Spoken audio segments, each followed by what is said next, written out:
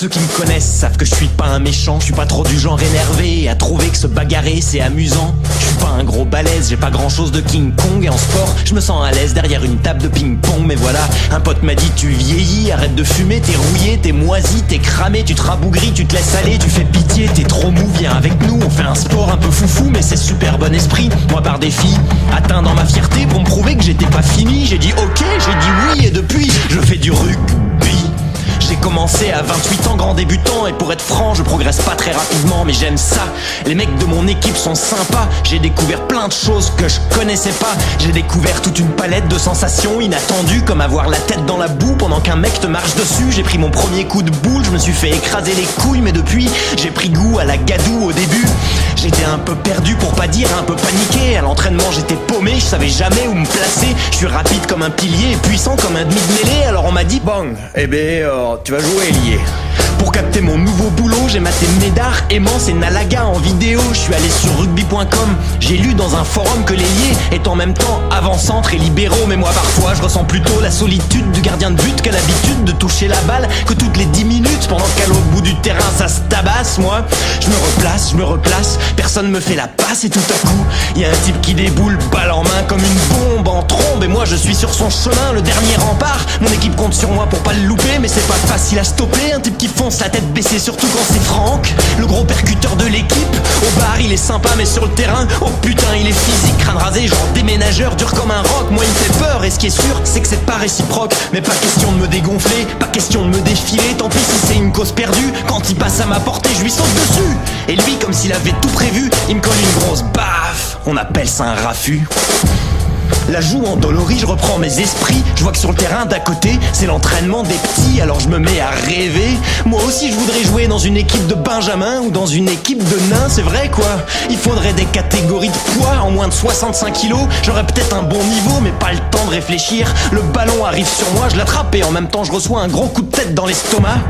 Puis l'entraînement est fini, on se dit à samedi. Et je rentre un peu meurtri, me faire consoler par Julie. Alors, tu t'es encore fait défoncer? Change de sport, t'es pas fait pour le rugby mon pauvre chéri. Mais je persévère, à force je vais bien finir par m'endurcir. Je mate Chabal en boucle à la télé pour m'aguerrir partout où je vais. Dans la rue ou les couloirs du métro, je m'imagine en train de plaquer tous les mecs un peu costauds. Et samedi arrivé, je me réveille tout excité, mais quand même par sécurité. Je bois 3-4 cafés et bien vénère. Je vais au vestiaire où Fred l'entraîneur nous fait son discours motivateur.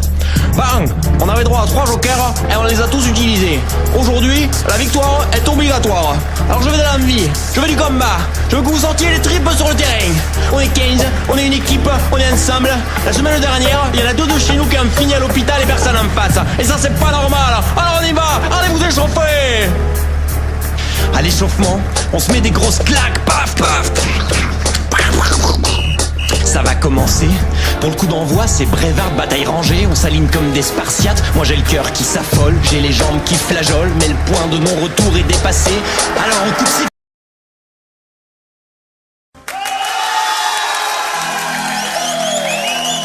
Dans le vestiaire étroit et de grands bancs de bois, l'odeur d'huile camphrée, le bruit sec des crampons sonnant sur le béton, ça peut pas s'oublier. Tu te mets le maillot, t'es tout neuf, t'es tout beau. Qui sait si tu as peur? Un regard, quelques mots, le rugby ça tient chaud. Le dimanche à 15 heures. Si tu n'as jamais joué, comment peux-tu comprendre? Quel est le cœur qui bat lorsque revient septembre? Si tu n'as jamais joué, comment peux-tu comprendre? Quel est le cœur qui bat lorsque revient septembre? À l'heure de vérité, plus question de tricher quand on est face à face. Ces 4 lignes blanches et ce ballon étrange, tout le reste s'efface. Et tu donnes et tu prends et tu cours dans le vent vers la terre promise. Et tu ris ou tu pleures et tu cries ou tu meurs, mais le temps cicatrise. Si tu n'as jamais joué, comment peux-tu comprendre qu'on ait le cœur qui bat lorsque revient septembre? Si tu n'as jamais joué, comment peux-tu comprendre qu'on ait le cœur qui bat lorsque revient septembre? Et le combat fini, les frères ennemis se calment sous l'eau pure. Avoir la même foi, avoir les mêmes joies, ça guérit les blessures.